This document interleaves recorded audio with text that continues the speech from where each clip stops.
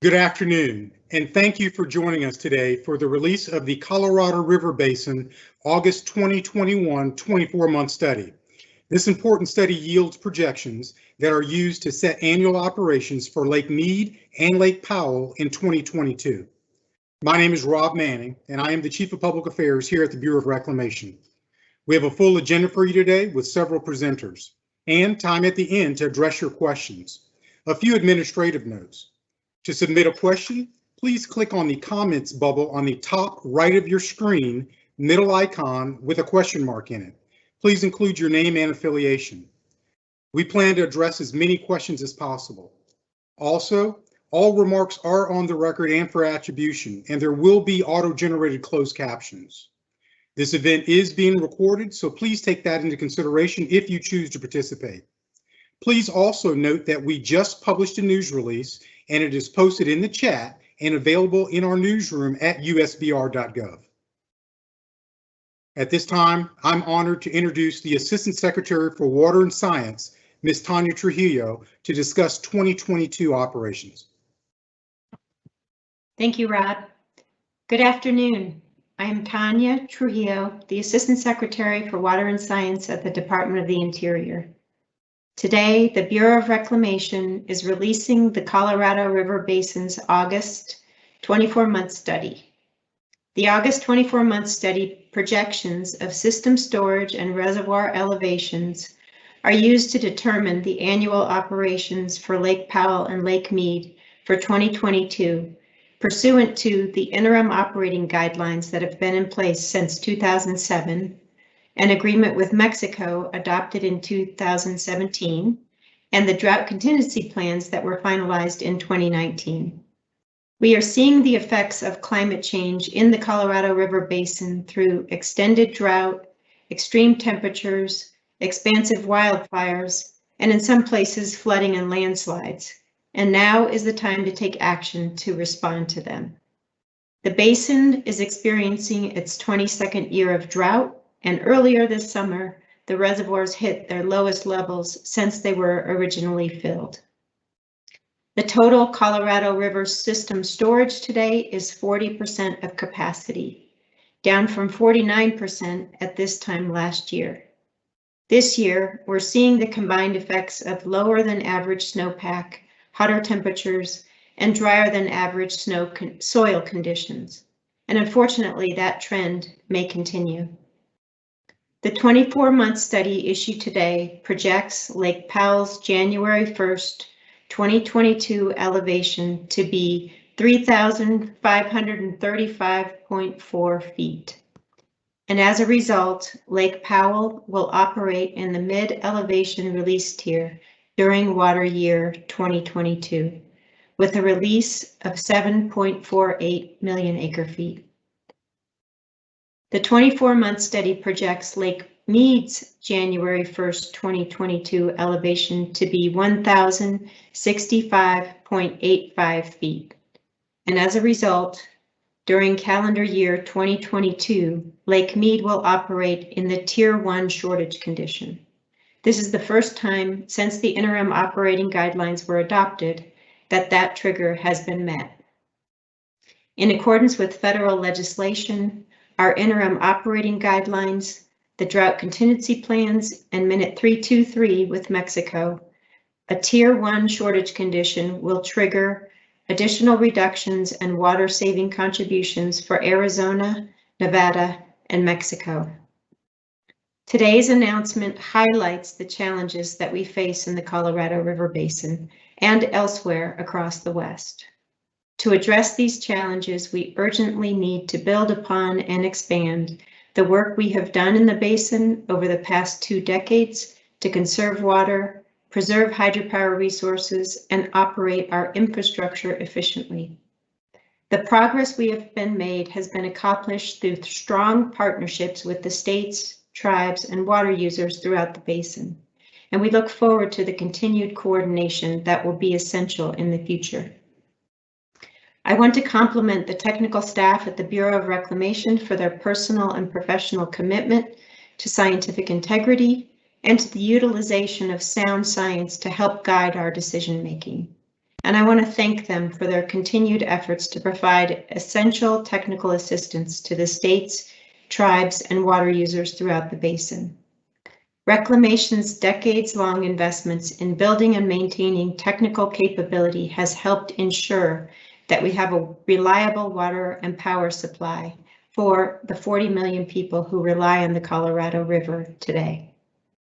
The Department of the Interior is committed to addressing the challenges of climate change in the Colorado River Basin by utilizing science-based innovative strategies and working cooperatively with our other federal agency partners and the diverse communities that rely on the Colorado River. We are encouraged by the potential for additional investments through the bipartisan infrastructure bill, and we appreciate the continued support from the Biden-Harris team at the White House and from Congress. Thank you very much for the opportunity to speak with you today, and we look forward to answering your important questions. Thank you. Thank you, Assistant Secretary Trujillo. It is now my privilege to welcome Deputy Commissioner Camille Kalimlim-Tootin to discuss Basin collaboration. Thank you, Rob. Good afternoon. My name is Camille Kalimlim-Tootin, and I am the Deputy Commissioner for the Bureau of Reclamation. Thank you for joining us today. Assistant Secretary Trujillo described the actions we are announcing today and the agreements in place that inform those actions. Regional Directors Pullen and Gould will describe with more granularity what those actions mean operationally for the basin. And my colleagues, Dan Bunk and Heather Patno, will describe the science, data, and hydrology that informed our decisions. But what I want to focus on today are the actions that Reclamation is taking and what they mean to millions of people across the West. At the turn of the millennium, our major reservoirs in the basin, Lake Mead and Lake Powell, were nearly full. I remember being on a tour at Hoover Dam and standing at the top of the dam, leaning over, thinking that I could touch the water because the water level was so high. Little did we know then that 2000 would be the start of what is now a 22-year drought. In just 5 years of that drought, Lakes Mead and Powell lost 50% of their capacity. The basin leaders and Reclamation had the foresight to recognize that we needed to do something and finalize a consensus plan should the hydrology become worse. Guidelines for Lake Powell and Lake Mead, including a critical shortage sharing agreement, was in place by year 7 of the drought, and subsequent agreements were adopted and enacted by Congress, as well as minutes to our treaty with the country of Mexico. The announcement today is a recognition that the hydrology that was planned for years ago, but we hoped we would never see, is here. And today's announcement demonstrates that Reclamation is fully implementing the plan as outlined by the Basin agreements. At the heart of today's announcement is also the acknowledgement of the hardship that the drought has brought to people across the Basin states, to our tribal communities, and to Mexico. At Reclamation, we know these impacts because the 5,400 public servants who make up this agency are from or live across the West. The impacts of this drought are to our colleagues, to our neighbors, and to our friends. So it doesn't just impact the communities that we serve, it impacts the communities that we call home. My hometown is in the Basin.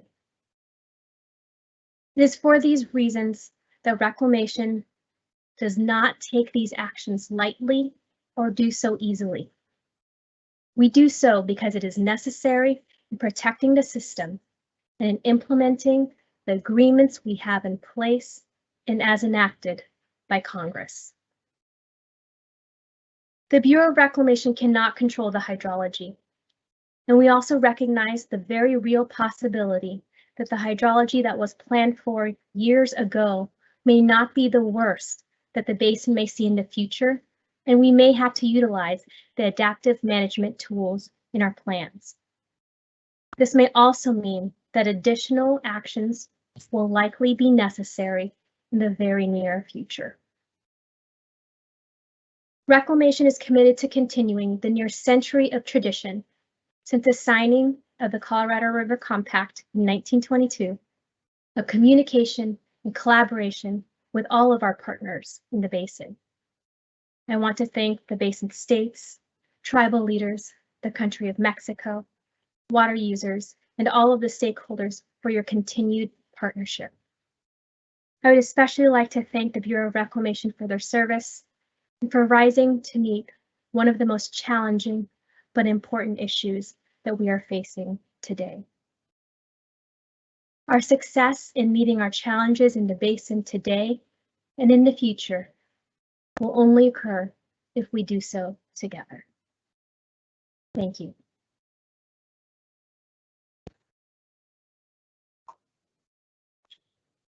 Thank you, Deputy Commissioner Tootin. And discussing activities in the Upper Colorado Basin, I'm privileged to introduce the Regional Director for the Upper Colorado Basin region, Mr. Wayne Pullen. Thank you, Rob, and thanks to all of you for attending. My name's Wayne Pullen. I am the Regional Director of the Upper Colorado Basin region for the Bureau of Reclamation. The Upper Colorado Basin region covers the states of Colorado, New Mexico, Utah, and Wyoming. We're responsible for Glen Canyon Dam, Lake Powell, and the other facilities with the Colorado River Storage Project. We value the cooperative relationship we have with these upper basin states, the Upper Colorado River Commission, the lower basin states, as well as those others with interests in the Colorado River, including water users, tribes, and other stakeholders. My intention today is to address key reservoir elevations at Lake Powell. As you're aware, Lake Powell has reached its lowest water surface elevation since its first fill. Today, the elevation is 3,551.8 feet above sea level. Elevation 490 feet is the lowest elevation at which we can generate power. Falling below this minimum power pool has the potential to lead to cavitation and damage to the power facility. Also, the generation of power is critical in other ways.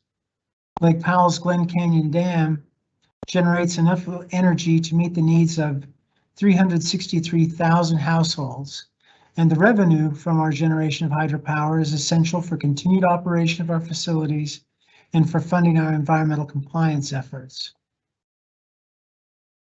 As part of drought contingency planning, reclamation in the upper basin states exercised great foresight, first in setting an elevation of 3,525 feet as a critical elevation. This is 35 feet above the minimum power pool. And second, in establishing tools for defending that elevation. These tools are contained in the Drought Response Operating Agreement. One tool is to raise the elevation of Lake Powell by adjusting the timing of deliveries from Lake Powell to Lake Mead within our environmental compliance requirements. And the second tool is to raise the elevation by making supplemental deliveries from the upper reservoirs of Flaming Gorge, Blue Mesa, and Navajo. We are in the process of making the first set of supplemental deliveries under the agreement. At the same time, Reclamation and the Upper Basin states are engaged in developing, under that agreement, a drought response operations plan that will govern future supplemental deliveries should conditions require them. As we do that planning, we will be applying the best available science, as well as consulting with key stakeholders and keeping them apprised of our plans and progress along the way.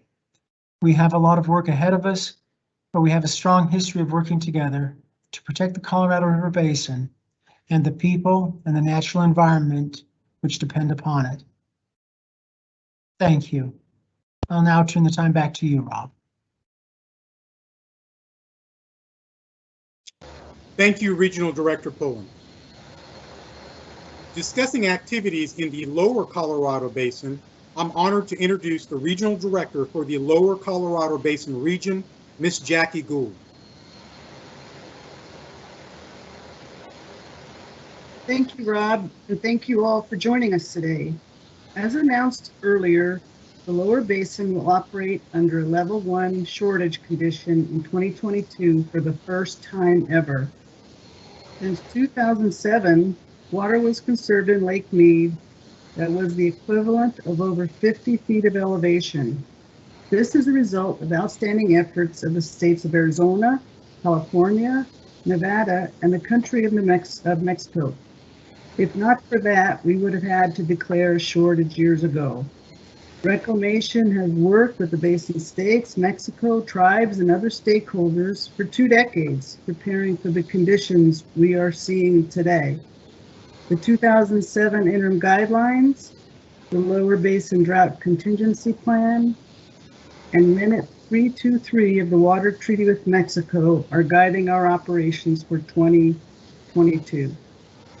Arizona will see a delivery reduction of about 18%. Nevada's reduction will be 7%, and Mexico's reduction will be about 5%. 25 million people in the Lower Basin depend on Colorado River water. We hope for improved snowpack in the coming years to help mitigate the effects of this drought. In the meanwhile, we are working hard to implement every action possible to protect Lake Mead from reaching critical elevations. Thank you, and back to you, Rob. Thank you, Regional Director Gould. We will now receive an update on hydrology in the Upper Basin from Ms. Heather Patno, and then we will receive an update on hydrology in the Lower Basin by Mr. Dan Bump. Over to you, Ms. Patno. Thank you, Rob. Thank you to everyone for joining us today. My name is Heather Patno with the Upper Colorado Basin region. The Upper Colorado River Basin has experienced the driest 22-year period on record from 2000 to 2021, with conditions beginning in 2012 coming in as the driest 10-year period. The Colorado River Basin has experienced 2 consecutive dry years, with 2020 receiving 54% of average runoff. This year, we received 89% of median snowpack, and our projected total inflow to Lake Powell is 32% of average, which will be the second driest year on record. Lake Powell and Lake Mead combined storage began 2020 at 46% of live capacity. Mead reached its historic low elevation on June 9th, and Powell elevation reached its new historic low on July 24th. Delving further into historical elevations, reservoirs provide safety by capturing above average hydrology for use during times of drought. Lake Powell and Lake Mead storage has fluctuated over the last 50 years, and these graphs illustrate the combined storage capacity of the 2 reservoirs during the initial years when Powell began filling, reaching 40% in 1967.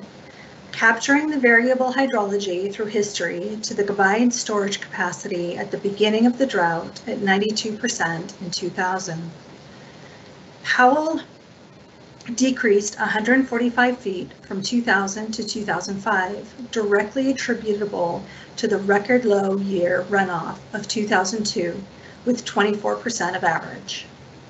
The 2007 interim guidelines and 2019 drought contingency plan, along with variable hydrology and some above average years, stabilized Powell elevations, which have remained around 50% of live capacity over the 22-year drought period.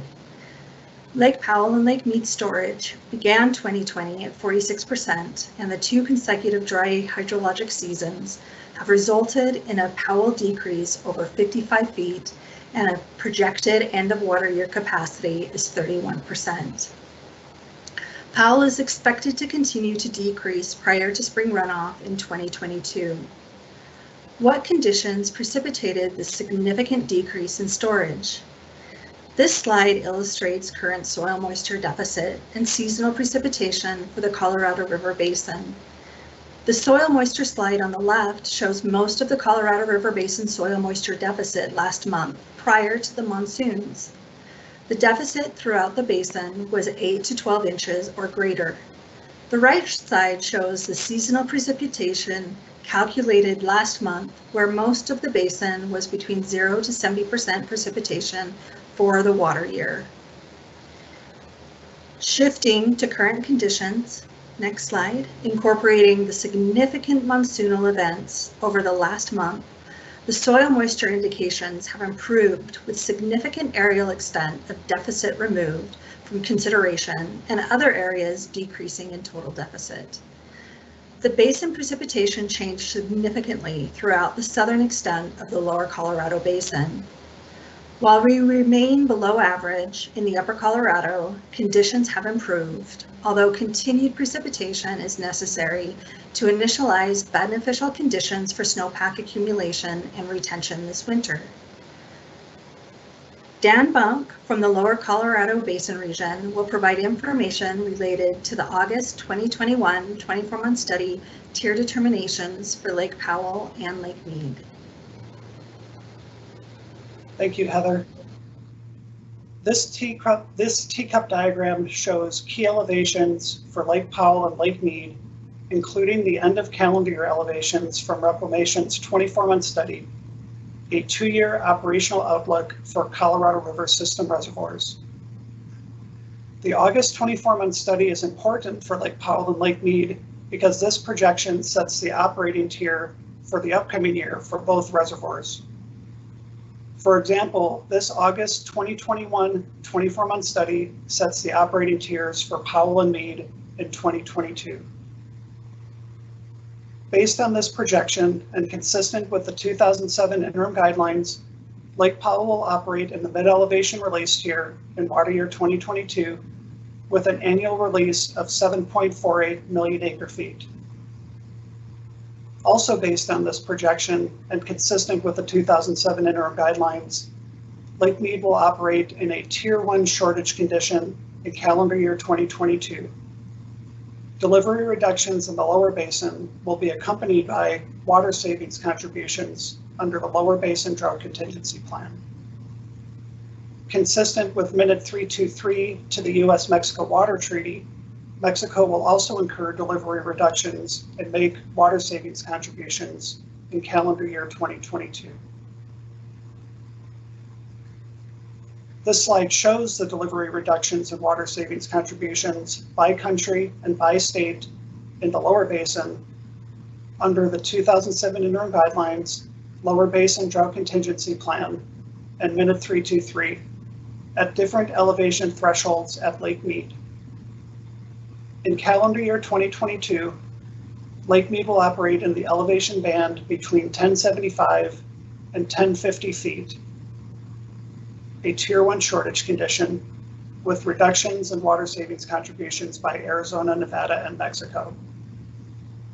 These reductions are about 18%, 7%, and 5% of the annual water allocations for Arizona, Nevada, and Mexico, respectively, totaling 613,000 acre feet. This volume is equivalent to approximately 8 feet in Lake Mead elevation at current lake levels. Also, as the table shows, these reductions increase as Lake Mead's level decreases. This is by design to help reduce the risk of falling to critically low elevations if Lake Mead's elevation were to continue to decline. Next.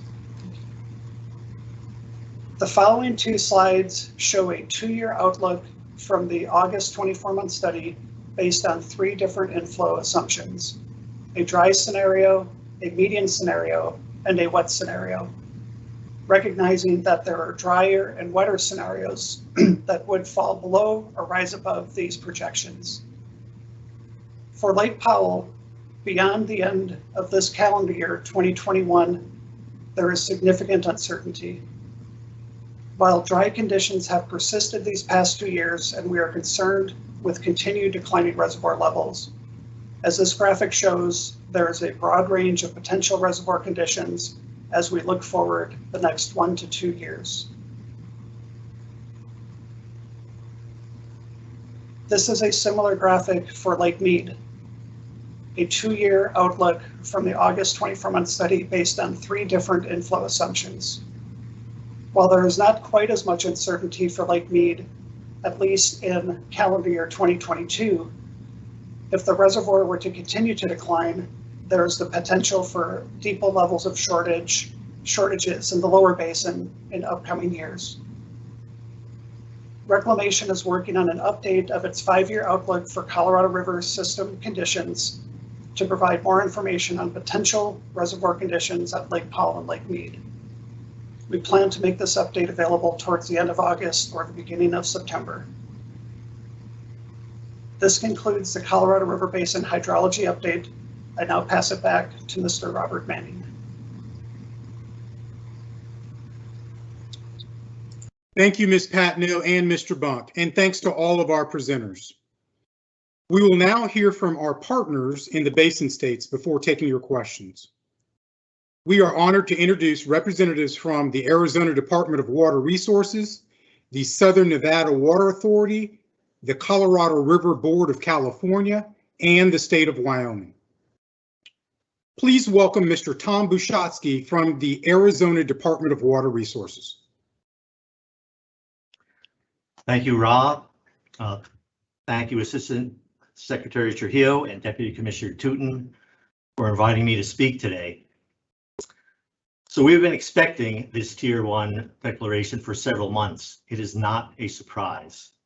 And as we heard, Arizona will lose 18% of its Colorado River water supplies.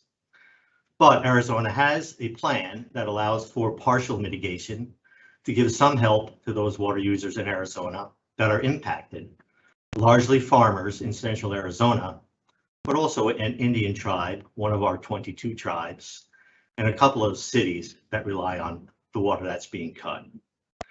But to me, most importantly, the August 24-month study shows that another key trigger under the drought contingency plan has been hit.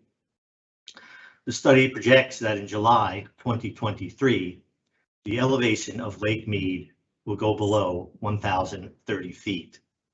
As a result, the drought contingency plan requires that Arizona, California, and Nevada consult to take additional actions to prevent Lake Mead from going below 1,020 feet. Arizona, California, and Nevada have already begun to meet and will continue to meet to fulfill that requirement. While the additional actions to protect elevation 1020 are not yet determined, the tools we largely have to achieve that goal are twofold. One, conserving additional water in Lake Mead, or two, reducing our water use from the lake. This is a serious turn of events, but not a crisis. The adaptive management built into the drought contingency plan will serve us well as we deal with the next steps. And to my partners, the Basin states, the Department of Interior, the Bureau of Reclamation, Mexico, tribes, water users, and NGOs, the challenge before us to help protect the lake further and to protect 1020 elevation will be daunting, but we can and will address these issues and be successful together in partnership. And I want to stress that. So I want everyone to know that as we did in the drought contingency plan, we made hard choices in Arizona and in Mexico and the other basin states, but we successfully got to the finish line on the drought contingency plan, and we'll successfully get to the finish line in this next element of the drought contingency plan, the consultation that I just described. And with that, I thank you again for the opportunity to speak. Thank you, Mr. Bushotsky. At this time, please welcome Mr. John Insminger from the Southern Nevada Water Authority. Good afternoon. Today's declaration underscores the seriousness of the drought and its impact on the Colorado River. We have been preparing for more than 2 decades to respond to shortage and the inevitable impacts of a hotter and drier climate. In response to declining lake levels, Southern Nevada has invested nearly $1.5 billion in new infrastructure to protect access to our primary water supply. We are managing one of the nation's largest and most comprehensive water conservation programs, and at the forefront of that program is our ability to sustainably recycle all of our indoor water use. And to further advance recycled water supplies, Nevada and California recently announced a partnership to develop a large-scale water recycling program. Our congressional delegation, led by Senator Catherine Cortez Masto, made sure the recent Infrastructure Investment and Jobs Act will help fund large-scale water recycling projects like this one, helping meet future water needs of the two states and helping to protect the Colorado River. Continued cooperation, collaboration, and partnerships are critical to our region's future. We cannot solve these problems in a vacuum. It requires an increased level of commitment and resolve by all parties to address the future squarely and candidly. We must adapt to the new reality of a warmer, drier future, where today's Colorado River hydrology is not the same hydrology this basin knew a century ago. Every community, every sector, every industry that uses Colorado River water must do more to conserve and protect this critical water resource upon which 40 million Americans depend. While the future is sobering, we are in this together. It will take all of our ingenuity, creativity, and sustained effort to meet the moment. And I am confident that we can build upon the collaborative accomplishments of the past 20 years. We have the tools to take the next steps in managing this critical river system over the long term. And we have the obligation to our states, constituents, and local economies to make that happen. Thank you. Thank you, Mr. Insman. Please welcome Mr. Peter Nelson from the Colorado River Board of California. Thank you, Mr. Manning, Assistant Secretary Trujillo, Commissioner Tootin, for allowing me to speak today. Obviously, the news on the Colorado system of low runoff and declining lake levels forecasts are not good news for the Colorado River Basin, the 6 basin states, nor for California. It's not good for the environment, the tribes, the people, Mexico, and all of the stakeholders. It presents itself with great challenges for all of us. The Bureau of Reclamation has done an excellent job of presenting the data and the modeling, which clearly shows that the climate is changing to an unprecedented hotter, drier hydrology scenario. The 7 basin states have been planning for this with incremental agreements and actions. The 2019 drought contingency planning agreements, including the triggers we are realizing today, Reclamation's basin-wide tribal water study of 2018, Minute 323 establishing a binational water scarcity contingency plan, are but a few of the positive adaptive management agreements we've reached through collaboration and cooperation. California is facing drought in both the Colorado River Basin and the Sierra Nevadas. Fortunately, good planning has enabled California to be prepared for these times, but that does not limit the challenges that we face ahead. In 2004, California completed a quantification settlement agreement to reduce California's draw on the river. After the interim operating guideline 2007 shortage criteria guidelines were collaboratively negotiated by the 7 basin states, California has conserved and stored over 4 million acre-feet of Colorado River and contributed mightily to the intentionally created surplus that has supported Lake Mead elevation. California is joined at the hip with its sister states, tribes, the country of Mexico, to collaboratively work on this challenging hydrology, which has been developing for the last 20 years. Agricultural and urban conservation, storage management, and urban recycling are important tools moving forward. As John mentioned, Southern California has partnered with Nevada and Arizona to design a regional Southern California Purification Center. This facility would show proof of upscaling, ultimately working towards serving 500,000 homes and replacing 150,000 acre-feet of Colorado River water. The proposed bipartisan infrastructure bill fortunately has funds designated for this multi-state project, also supported by the Bureau. California takes drought seriously.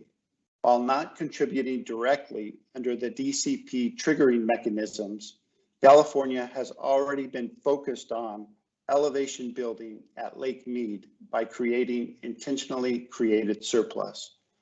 Conservation, recycling and reuse, groundwater management, desalination, storage are all tools in the box for agencies across the state to implement programs for greater certainty and reliability. We are directing efforts to the technical analysis to enable decision-making based on the best data and science. With that, I would like to pass it back to Mr. Robert Manning.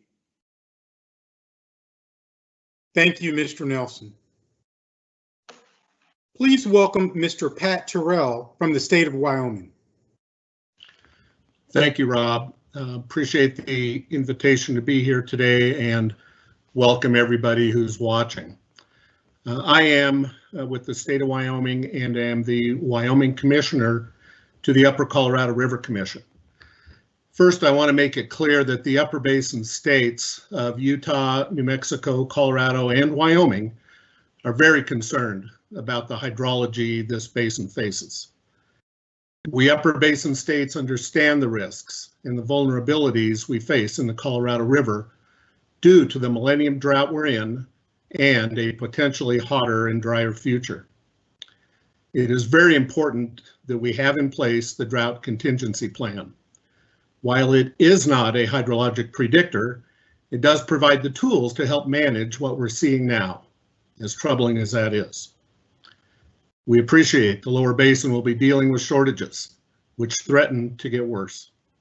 Unsatisfied demands are a situation with which the upper basin is very familiar, and it is unfortunate the entire basin is in this position. The upper basin is experiencing the effects of the Drought Response Operations Agreement, which has called upon in-basin releases from the Colorado River Storage Project initial units. These actions are intended to protect critical levels at Lake Powell, to maintain power generation, as you heard earlier, and to assure our compliance with the 1922 Compact. While the current drought release operations agreement releases will be done by the end of the year, discussions are underway to develop and finalize, if necessary, drought response plans for 2022. Let me conclude by saying that we join our partners in the lower basin, Department of Interior, and all stakeholders on the river in committing all that we can to diligently husband the waters of the Colorado River Basin in this critical period. At the same time, we are also committed to the work needed to arrive at a longer-term solution. Thank you, and Rob, I'll turn it back to you. Thank you, Mr. Terrell. And thanks to all of our presenters and partners. We will now address your questions during a moderated question and answer period. Again, to submit a question, please click on the comments bubbles on the top right of your screen, middle icon with a question mark in it. Please include your name and affiliation and specify who your question is for if possible. Again, we're committed to addressing as many questions as possible. Over to you, Becky Bryant. Thank you, Rob, and thanks everyone for joining us today.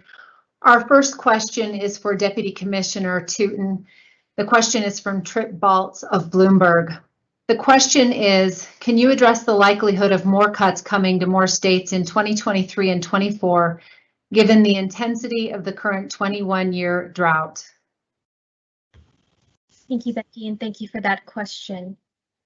The announcements we make today and the actions we plan to take are based on the agreements we have in place.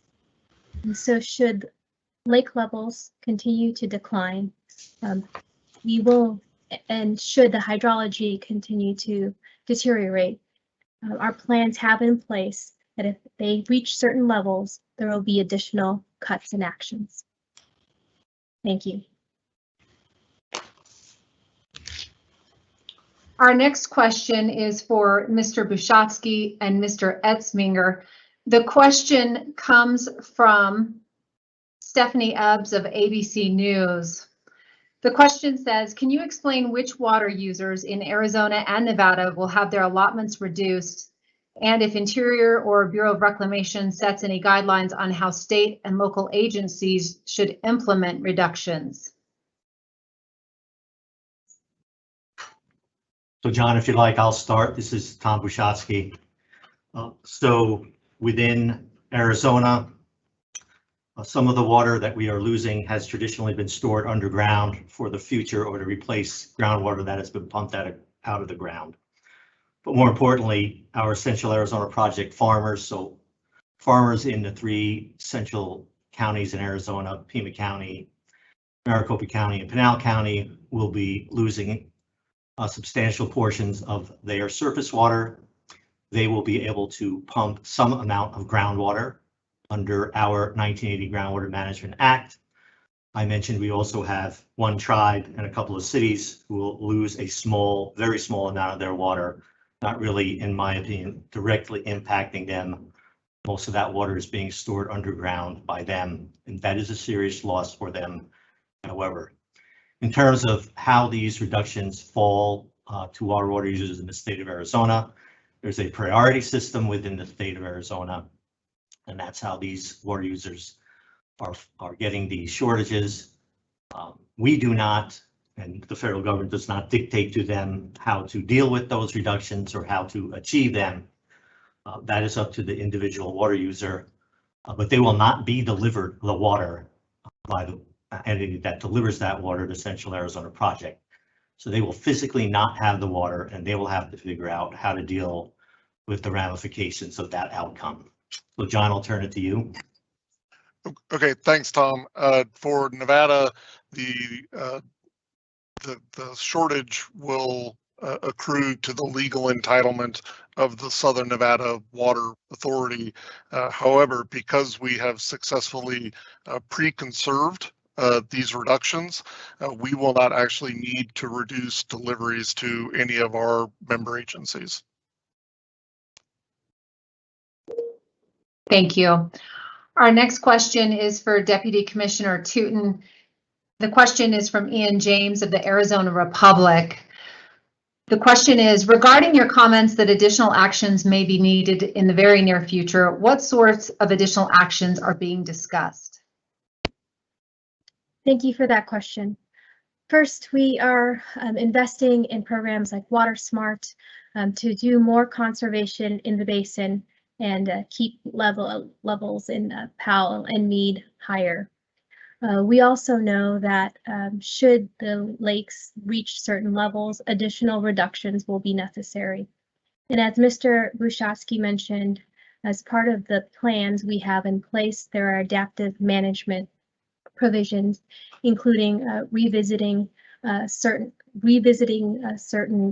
lake levels should we hit those. And so, as always, we'll work with our partners in the basin as we look to take more actions in the future. Thank you. Thank you. Our next question is for Regional Director Pullen. It is from Angus Thurmer of the Wyoming File.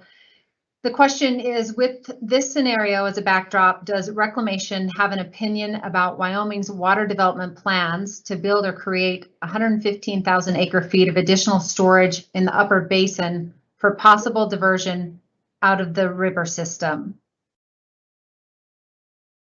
Thank you for the question. I'm not prepared to comment on any specific plans that the state of Wyoming has with respect to development of additional water.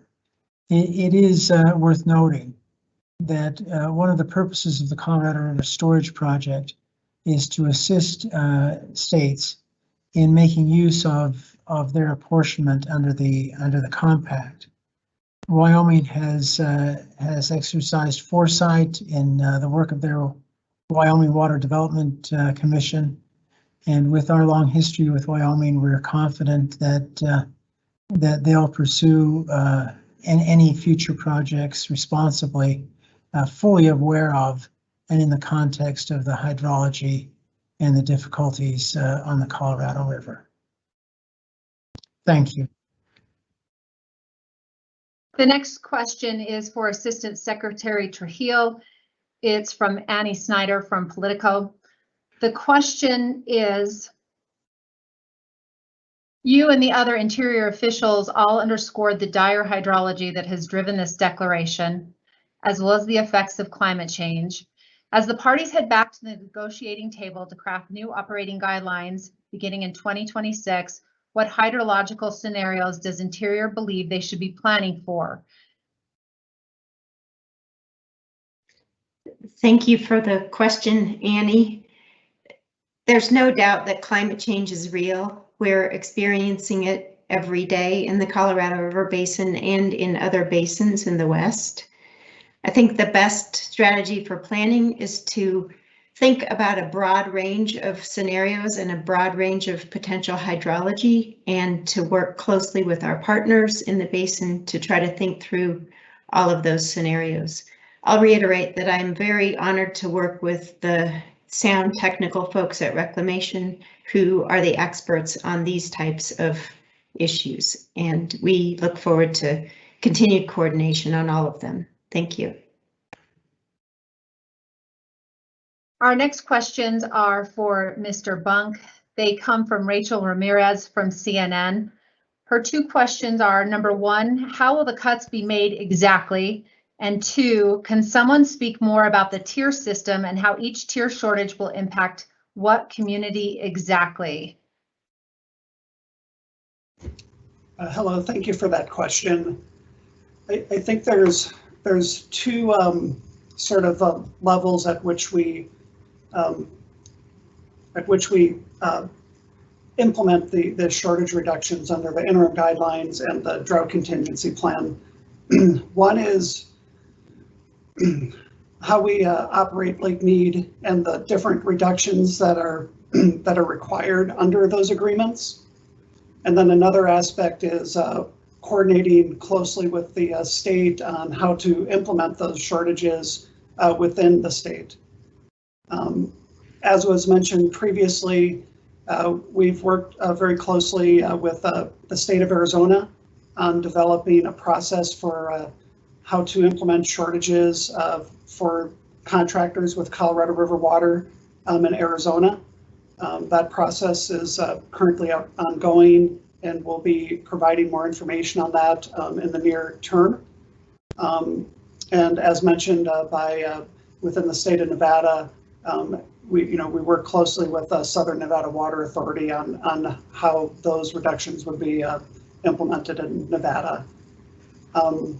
One thing to keep in mind is that as the shortage levels deepen, they have potentially different impacts on different water users, in particular within the state of Arizona.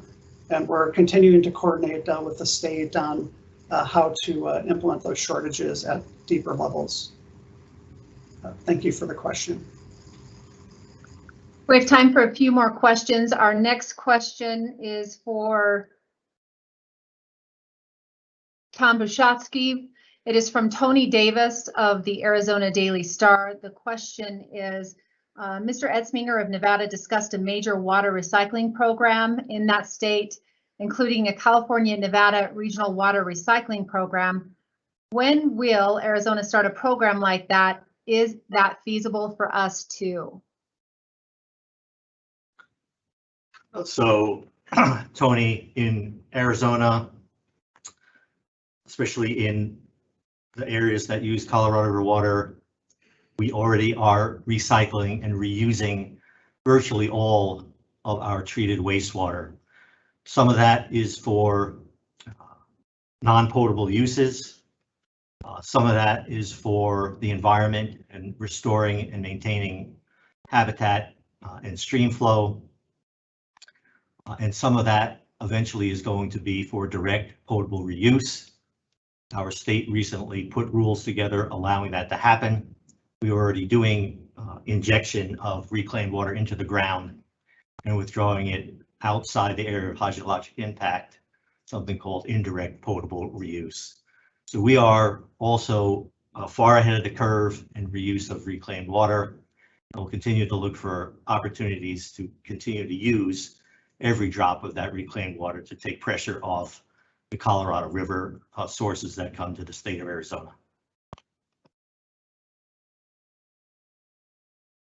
Our last question is for Deputy Commissioner Tootin. The question says that Reclamation has been overestimating how much water the Colorado River can provide. What is Reclamation's response to this criticism? And what is a fair estimate for what natural flows will be at Lee's Ferry over the next 10 or more years? Thank you for that question. Let me tell you what we're seeing in the basin as outlined by my colleagues Heather Patno and Dan Bunk. This year, or last year, we had 89% of snowpack, and certain conditions, whether it be the soil, moisture, or increasing temperature, yielded in the result of 34% of inflow into Lake Powell this year. And so there's a series of factors in play when you look at the hydrology. So moving forward, Reclamation is committed to using the best available science, to working with all our partners, and also working with our sister agencies, whether it's USGS, NRCS, and NOAA, on better forecasting capabilities so that we can make better informed decisions into the future. Thank you, and thank you for the questions that were submitted. I'll now turn it back over to Rob Manning. Thank you, and thank you for joining us today. To our media colleagues, we will follow up on the questions we were not able to address today. Please note that this news release and information on Reclamation's Drought web portal and other resources are available via our newsroom at usbr.gov. Again, thank you. The Bureau of Reclamation will remain transparent as we continue relying on the best available science to guide our operations and maximize the efficient use of Colorado River water. Thank you for your commitment to accuracy. Please take care.